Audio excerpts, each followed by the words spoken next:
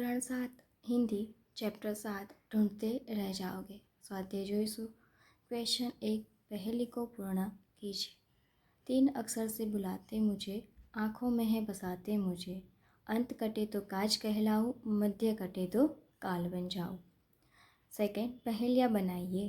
दीपक 3 अक्षर का मेरा नाम, उजाला देना मेरा काम, आदि कटे तो मैं पक जाऊँ, अंत कटे तो दीप कहलाऊँ।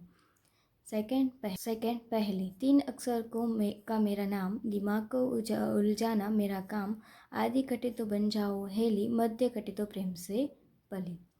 क्वेश्चन 3 बहुवचन में परिवर्तन करके वाक्य फिर से लिखिए। लड़का पानी पीता है, लड़के पानी पीते हैं।